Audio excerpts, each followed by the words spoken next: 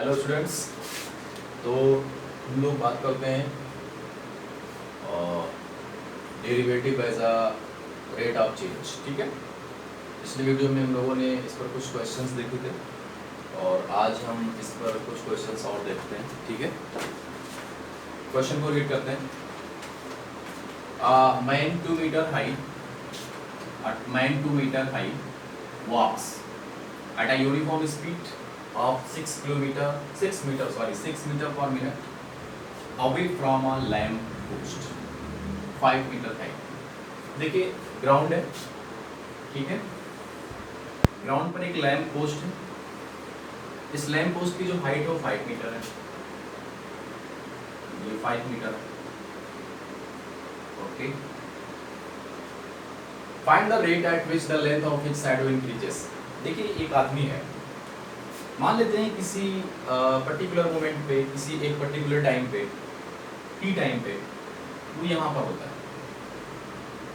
Clear है? ये lamp से दूर जा रहा है, लैम्प से दूर जा रहा है मतलब ये हुआ कि ये डिस्टेंस हम x मान लेते हैं। जब ये लैम्प से दूर जाएगा तो ये x डिस्टेंस आपका बढ़ेगा। आपको ये फाइंड आउट करना है कि जाहिर सी बात है, क्योंकि ये लैम्प पोस्ट है, यहाँ पे लाइट लगा हुआ है, तो इस मैन की शैडो बनेगी और शैडो बनेगी इस साइड पे। ठीक है, तो हम ये निकालना चाहते हैं कि जब वो x डिस्टेंस तय कर चुका होता है, कवर कर चुका होता है, तो उस सिचुएशन में उसकी शैडो की लेंथ क्या होगी। ध्यान देना, यहां से हम खींचेंगे एक लाइन, स्ट्रेट लाइन, ये यहां से यहां तक की जो लेंथ है ये आपकी शैडो है। ये डिस्टेंस कवर कर रहा है, लैंप से दूर जा रहा है, और ये जो y है वो उसकी शैडो बन रही है। ओके, जाहिर सी बात है जैसे जैसे हम x में चेंजिंग करेंगे y में चेंज होता जाएगा, यानी ये डिस्टेंस बढ़ेगी, शैडो बढ़ेगी, ये घटेगी, शैडो घटेगी। तो यहाँ पर बोल रहा है कि जो मैन की हाइट है वो है 2 मीटर, ये 2 मीटर हाइट है मैन की।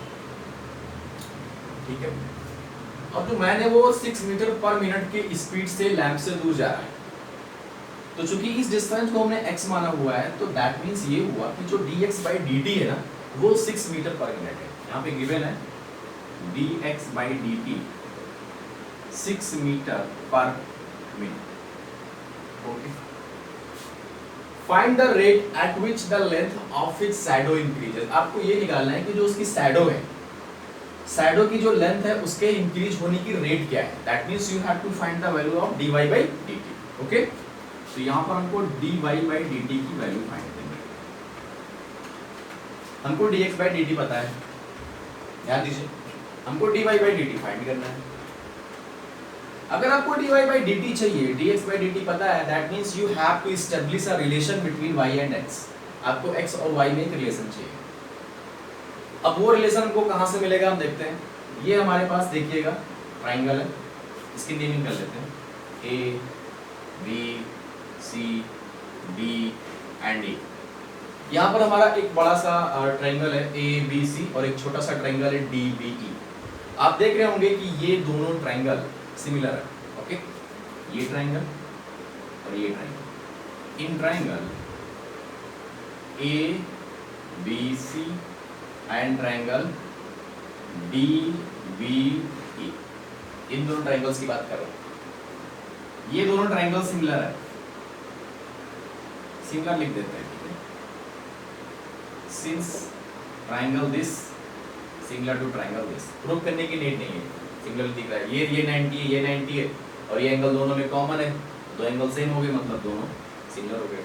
और जब दो ट्राइंगल सिमिलर होते हैं तो उनके करस्पॉन्डिंग साइड का रेशियो सेम होता है। ये प्रॉपर्टी थी, 10th क्लास में पढ़ा होगा आप लोगों ने। That means we can say that 5/2 equals to, इसकी लेंथ अगर हम लेंगे तो ये आपका x + y होगा अपॉन इसके करस्पॉन्डिंग ये लेंथ होगी, दैट मींस ये y।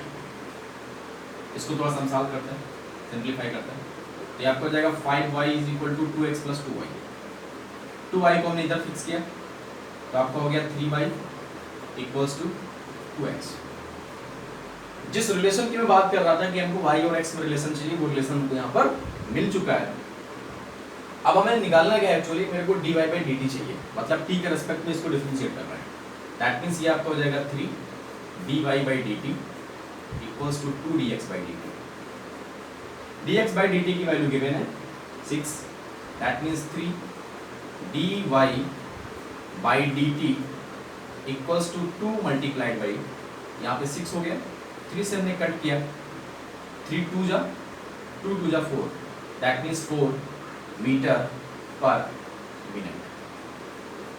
ओके, यानी उसके जो साइडों की लेंथ की इंक्रीज होने की रेट होगी वो होगी 4 मीटर पर मिनट। तो इस टाइप के प्रॉब्लम में आपको करना क्या होता है, एक्चुअली आपको दो ट्रायंगल्स मिलेंगे, वो दो ट्रायंगल सिमिलर होंगे और एक पर्टिकुलर मोमेंट पे हम मान लेते हैं कि लेंथ x और y है, उसके बाद दोनों में रिलेशन एस्टेब्लिश कर लेते हैं, उसके बाद डिफरेंशिएट कर देते हैं, जो वैल्यू गिवन होती है उसको यहाँ पर पुट कर देते हैं। सिंपल सी चीज है। हम लोग अगला क्वेश्चन देखते हैं।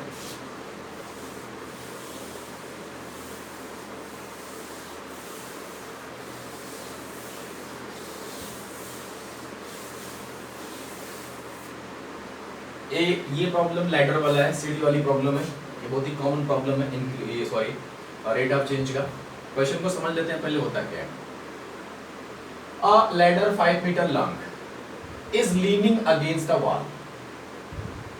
The bottom of the ladder is pulled along the ground away from the wall at the rate of 2 meter per second. How fast its height of the wall decreasing when the foot of the ladder is 4 meter away from the wall. Okay. कह रहा है कि ये ground है, okay, और ये है wall, ये ग्राउंड है, ये वॉल है, एक सीढ़ी लगी हुई है, ये सीढ़ी है, ओके, और जो सीढ़ी की लेंथ है वो है 5 मीटर, इस सीढ़ी की लेंथ है 5 मीटर, ओके, इसको हमने ए माना, इसको बी माना, इसको सी माना, ठीक है। अब बोल रहे हैं bottom of the ladder is pulled along the ground away from the wall at the rate of something 2 metre per second. ध्यान दीजिए, इसके बॉटम को मैं खींच रहा हूँ, इसके बॉटम को इस साइड में खींच रहा हूँ, तो जब इसको मैं इधर खींचूंगा तो जाहिर सी बात है कि जो इसके लिए टॉप होगा ना वो नीचे की तरफ आएगा। क्लियर है? यानी अगर मैं इसको किसी भी रेट से खींच रहा हूं तो जो उसका टॉप होगा वो डिक्रीज करेगा। क्लियर? तो वही तो आपको फाइंड आउट करना है। आपको फाइंड आउट करना है कि जब इसको इस बॉटम को 2 मीटर पर सेकंड के रेट से इधर खींच रहे होते हैं तो आपको बताना ये है कि ये जो इसका टॉप है वो नीचे की तरफ आएगा, नीचे की तरफ किस रेट से डिक्रीज करेगा। ओके, देखो ये एक कॉमन सी बात है कि आप ठीक है बॉटम को खींच रहे हो, ये नीचे आ रहा है, लेकिन हर सिचुएशन में क्योंकि ये सीढ़ी तो है तो सीढ़ी की लेंथ तो फिक्स रहेगी ना। ओके, यहाँ पर जो चेंज हो रहे हैं वो आपके बेस और परपेंडिकुलर चेंज होंगे, बट ये जो आपका हाइपोटेन्यूज है ना ये हर कंडीशन में सेम रहेगा। ठीक है ना?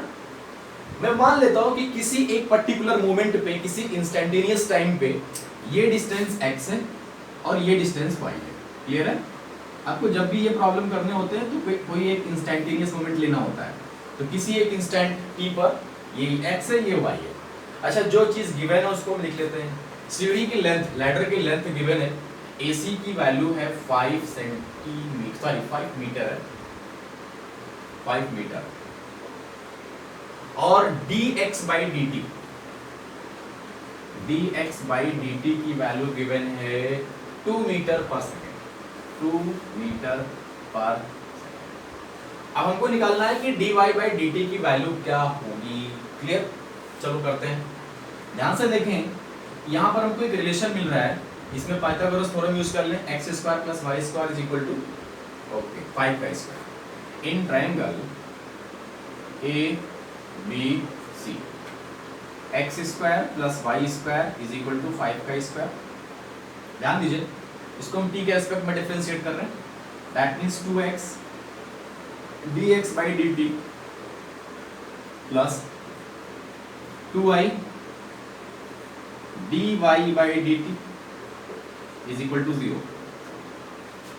ओके, ध्यान दीजिए, यहाँ पे 2 कैंसिल हो गया, आपका हो गया x dx by dt की वैल्यू मेरे को पता है 2 है, यहाँ 2 लिख दिया, plus y dy by dt equals to 0।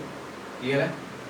That means y dy by dt is equal to minus of 2x, that means dy by dt equals to minus 2x upon 1।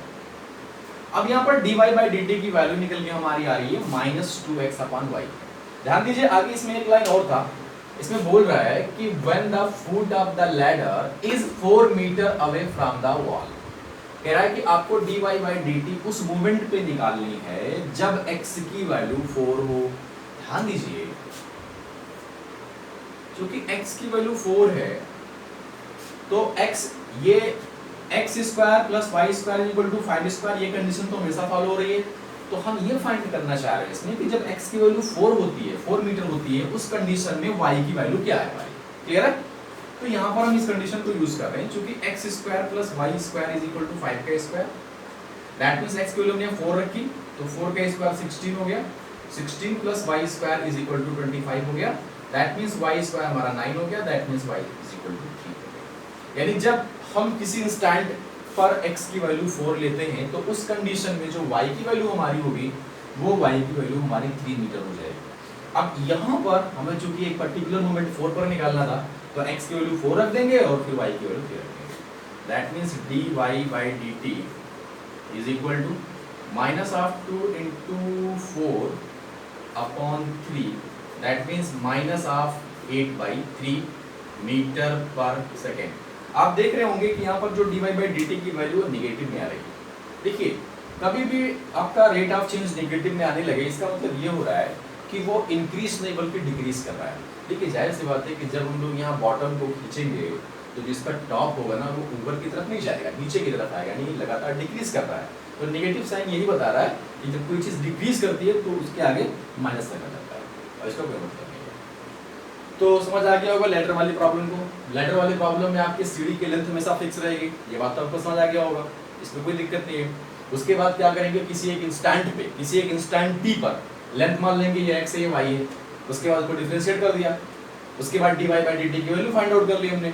फिर किसी भी इंस्टेंट पर आपको निकालना होगा, यानी x की value दी होगी, उस x के हेल्प से y निकाल लेंगे और x और y इन दोनों की वैल्यू यहाँ पर डाल देंगे और ये आपका dy by dt में से फाइंड हो गया। चलिए अगला प्रॉब्लम देखते हैं।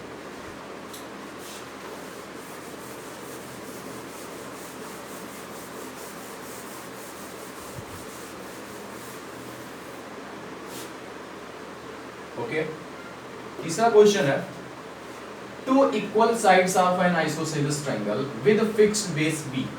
Okay, two equal sides of an isosceles triangle, एक हमारे पास आइसोसेलेस ट्रायंगल है जिसमें दो साइड इक्वल है विद फिक्स्ड बेस b, और उसका एक जो बेस है ना b वो फिक्स है, मतलब वो कांस्टेंट है।